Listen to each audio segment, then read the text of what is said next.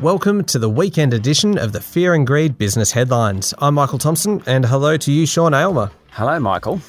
Now, on weekdays, it's all about the Fast Five, where we take you through the top 5 business stories in 5 minutes. We're still going to keep it to 5 minutes on the weekend, but we're going to pick out the biggest story of the week, our favourite story, the sleeper story, which is one that's trying to sneak its way through, and the most remarkable story. So let's get straight into it, Sean. For you, what was the biggest story of the week? Inflation. This is the week that the whole of Australia realised that interest rates will probably rise sooner than 2024, which is when the Reserve Bank said it thinks it will have to lift rates. What happened this week is the Bureau of Statistics released inflation figures. It showed prices are rising, and if you take out all the volatile stuff, it's about smack bang in the middle of the Reserve Bank's target band, but it's got a bullet, which means it's actually rising. So we have a 0.1% official cash rate. Some people think that will rise as soon as 12 months from now. AMP Capital and Commonwealth Bank are in that group. Undoubtedly, there's a lot of pressure on the bank when it meets on Tuesday to come out and say, yep, rates might rise sooner. That is a big story. I have a nomination for this category, though, and that is the fact that Crown managed to keep its licence. This comes after the final report of the Royal Commission included all sorts of bad behaviour, facilitating money laundering, links to organised crime, underpaying taxes, bullying regulators, a stack of things that was, in the end, illegal, dishonest, unethical. It was a mess, basically. But Crown didn't lose its licence because it would damage the Victorian economy too much and hurt innocent third parties. You assume those to be the workers.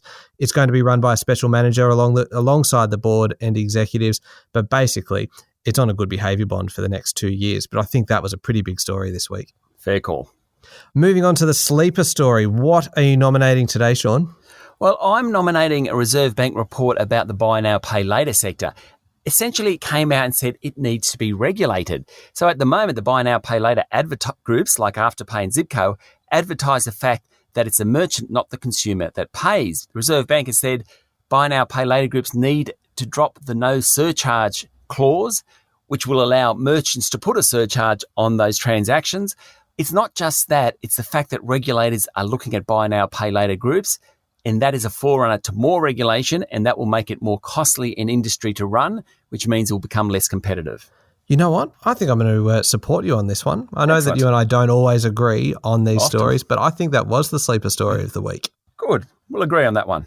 Excellent. Now, most remarkable story. There's a couple of contenders for this one. For me, if I can jump in first on this one, I think it was Telstra buying Digicel. Now, that's a 3G and 4G network throughout much of the South Pacific.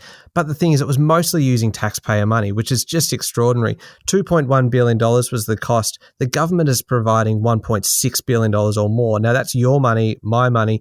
Really, Canberra asked Telstra to have a look at these assets. So the question is whether they're helping out our South Pacific neighbours or just trying to prevent China increasing its influence in the area. It is good for Telstra shareholders, but the question really is, should the government be using a private company to further its geopolitical goals? I think that was a remarkable story this week.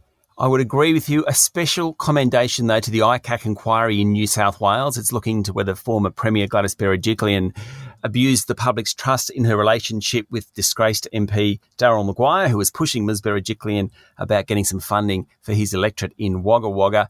The fact that we found out the ins and outs of their relationship was remarkable. The fact that they had a relationship for more than 5 years and no one else knew about it was remarkable.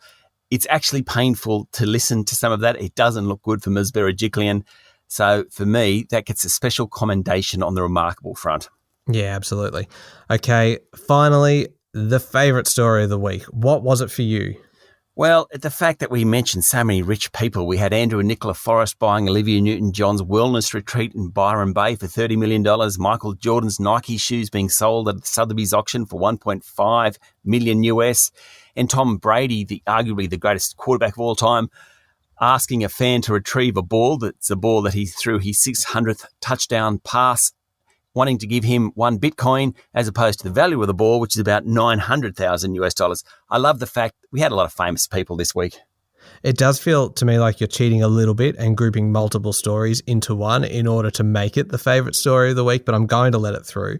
Absolutely. I'm going to nominate another story. It's a bit of an odd one because it's not really a favourite story. It's probably just the story that has stayed with me most, and that is the fact that as of this week, the Commonwealth Bank announced the Dolomites program, which so many of us used as our introduction to banking throughout primary school, will be no more because it is actually serving no educational purpose according to the corporate regulator. RIP. Indeed. All right, there we go. 5 minutes and pretty much everything you need to know in the world of business. Thank you very much, Sean. Thanks, Michael. We'll be back on Monday morning with the top 5 business stories in 5 minutes. I'm Michael Thompson, and we look forward to your company then.